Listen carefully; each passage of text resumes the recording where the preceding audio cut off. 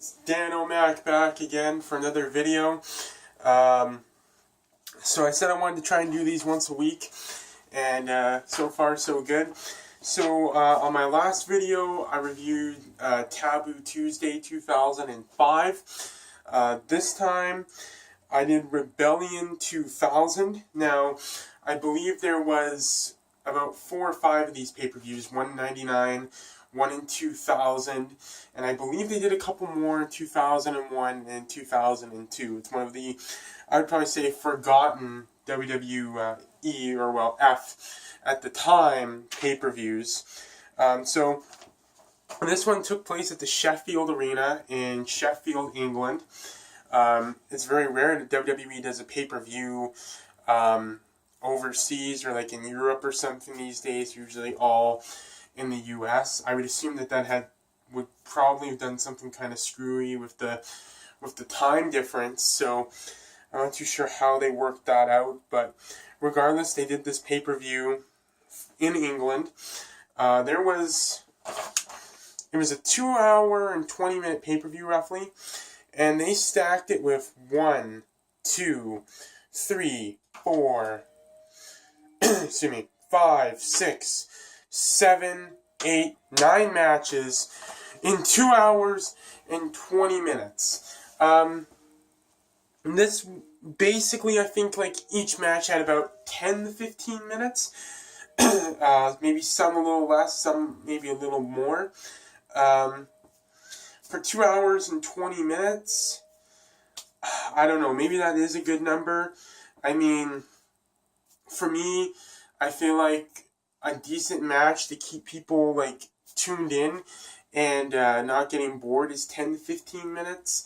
I feel like a really great match, though, like an average match should be about 10 to 15 minutes. A great match, a match that's culminating a big story that's being told, probably needs about 20 to 30 minutes to get the payoff. So, you know, on pay-per-view, I feel like the matches should probably be about, at least maybe your bigger ones, 20, 30 minutes. So maybe you necessarily don't need 9 matches, because if you're taking, like, we'll get into this further, but the World Heavyweight title, or the WWE title, a fatal 4-way, should have gone at least half an hour. Your main event, your co-main event, you could say, The Undertaker versus Chris Benoit, and we're just going to look at this match. We're not going to talk Chris Benoit in too much detail. Maybe we will, but for now, just looking at it as our co-main event, Taker versus Benoit, the fact that this match had enough to it that it deserved to be second last on the card in itself, it could have been a long match. So those 2 matches alone could have taken up an hour of this card. Now, I don't think you want to have a long match followed by a long match, so maybe they could have done Taker versus Benoit, a short one, followed by another long one. But regardless of the booking, you know, I feel like a 2-hour pay-per-view, you know, you give your two biggest feuds, your world title feud and your secondary big feud, you give those 2 matches a half hour. That's an hour. You then break up the second hour with maybe 4 matches. Yeah, 4 matches, each 15 minutes, 15, 30, 45, yeah. So 4 matches, they each go about 15 minutes, and there you go. So that's about roughly 6 matches, but anyways, maybe I'm just a little rambling at this point. And that's how I would book a 2-hour pay-per-view in terms of time. But we're going to get right into Rebellion 2000 here. So it started off with an elimination tables match between the Dudleys, Edge and Christian, and TNA. Test and Albert with Trish Stratus. The Dudleys would win this one. Test and Albert would get powerbombed. Well, one of them, I believe it was Albert, he got powerbombed through the table by Edge and Christian. And then I believe it was Christian, he got 3D'd through the table. So the Dudleys would win this one. And really, I think it was at a time where the Dudleys were winning tables matches. The tables were the Dudleys' thing. They need to be winning tables matches. Even when they came back, I hated seeing the Dudleys go through a table. And it almost became like normal, you know. The Dudleys would bring out the tables, and then another team would end up putting the Dudleys through the table. And I really thought, you know, when the Dudleys came back, if they were going to use them to get over any team, it really should have been a big feud, a long thing. The tag title should have been a part of it. The Dudleys should have been constantly putting the other team through the tables, and they come up and the put over would be this team finally driving the Dudleys through the table. But of course, I don't think that really happened enough. But anyways, in this match, the Dudleys win the elimination table match. Next up, it was Ivory against Lita for the women's title. And this was during the Right to Censor group. So the group that dressed up in white shirts and white and black pants, and they were, you know, against all the stuff that the Attitude Era brought. You know, all the plus 18 content that the Attitude Era brought. And so they were the kind of the ones fighting the good fight on that, I guess you could say. So it was Ivory against Lita with Steven Richards in her corner. And Ivory would win with the help of Steven Richards. Lita would go for like a roll-up, I believe it was. And she couldn't like finish rolling up Molly, and Molly kind of was standing, and the ref didn't see, and Steve Richards was like holding on to her hand to keep her held up, and it kept Lita on the mat. It was like a sunset flip thing, and so Molly was kind of standing, and Steven Richards held her hands, and the ref didn't see, and so it gave her leverage, and it was a very short match. So Ivory beats Lita for the women's title. And this match here probably really just shows how far women's wrestling has come. I actually didn't think this was a bad match for the time that they had.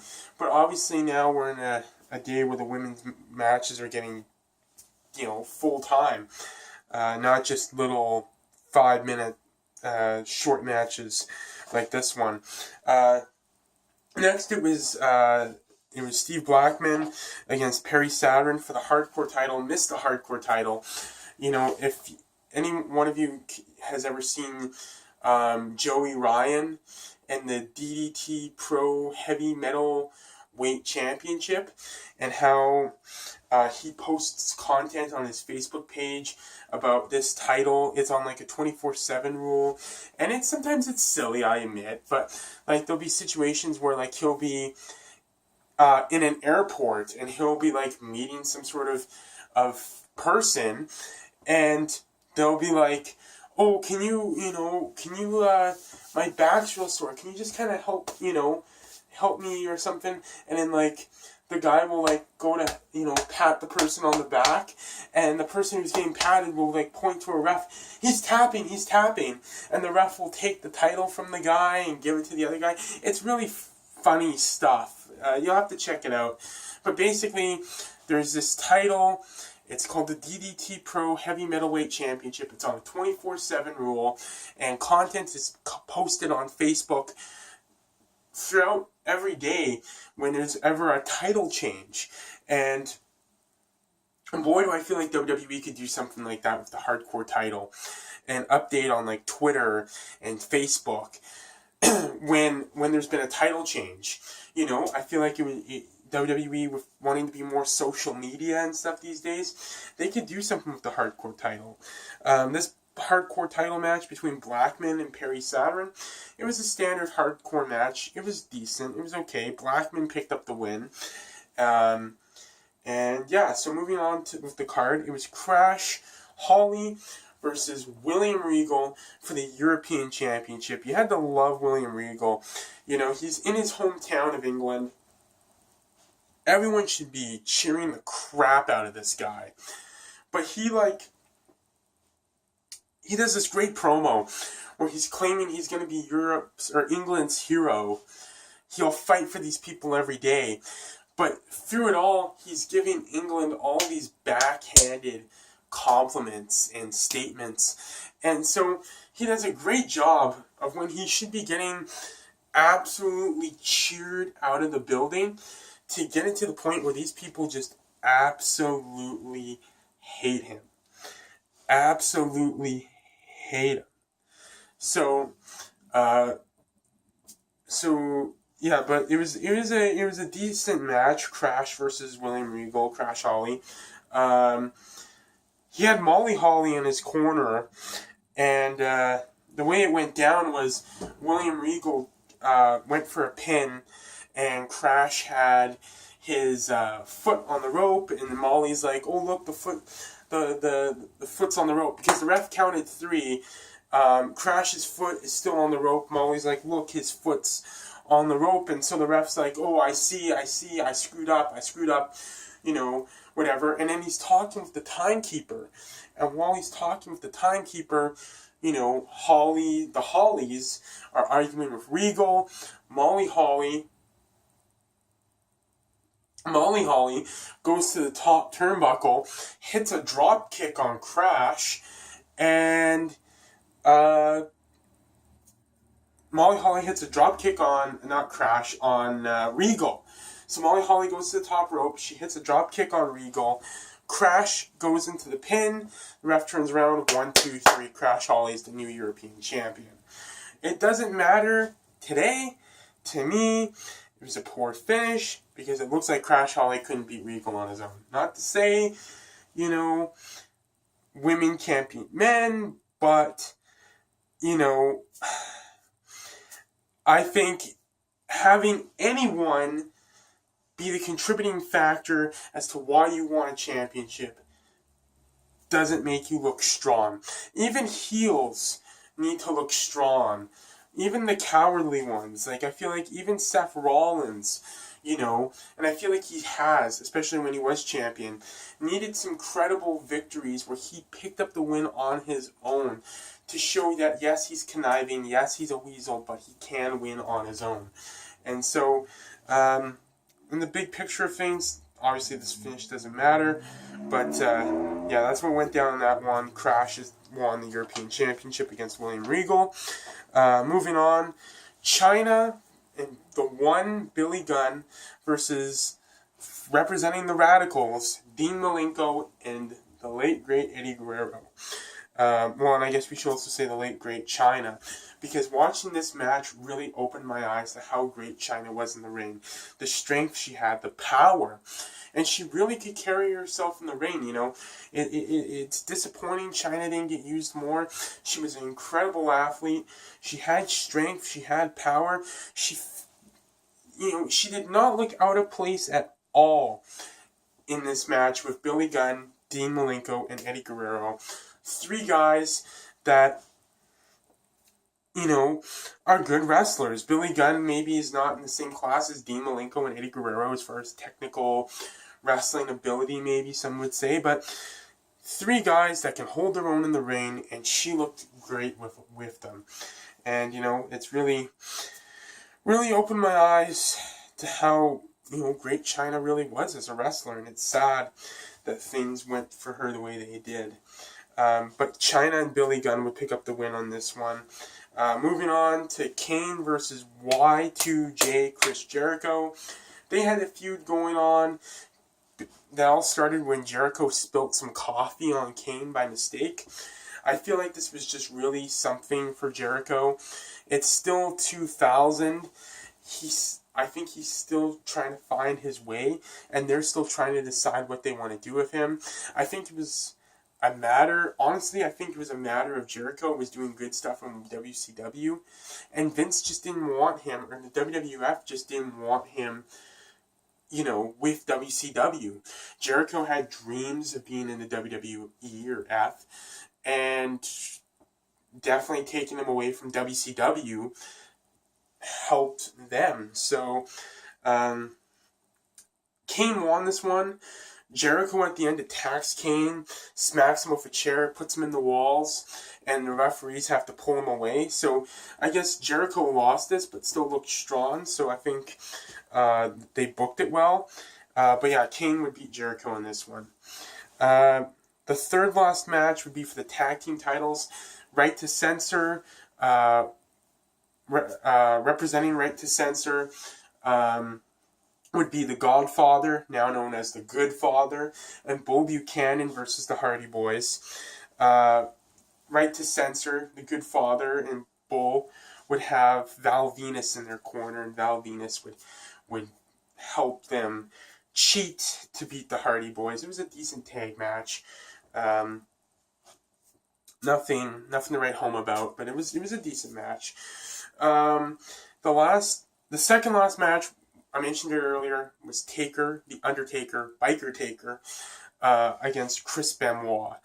And what I'll say is it was a great technical match, and the fact that, it started off with Taker working on Benoit's back, then Benoit started working on Taker's leg, and throughout the whole match, Benoit just dissected Taker's leg, and in the end, Taker ended up catching Benoit with a roll up, and it was kind of a shocking finish. And I don't think it was necessarily bad. It showed that Taker is maybe made Taker look a little human. You can hurt him, you can take him down, but then it also at the same time made, I think, Taker look strong, because it showed that Taker has more to him than just choke slams and tombstones, and his physical strength. He can also outsmart you, and he can also catch you for a quick roll up. It was a decent match. I liked it. I feel like really the general theme of all these matches was short, to the point. Not good, not bad. Just, they weren't too bad. They were just all kind of decent 6, 7, 8 out of 10 at the most matches.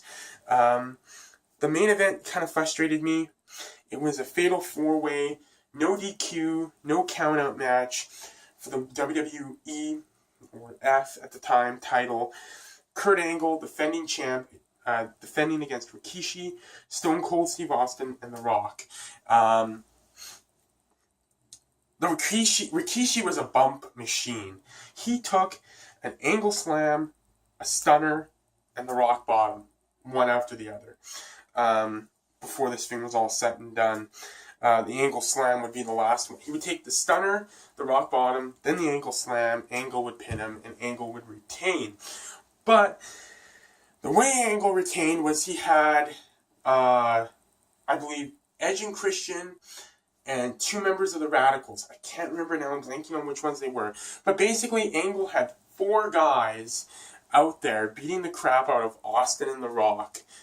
And after Rikishi had taken these moves from Austin and The Rock, and Austin and The Rock are getting the crap kicked out of them, Angle comes in, hits the angle slam, and he wins the belt.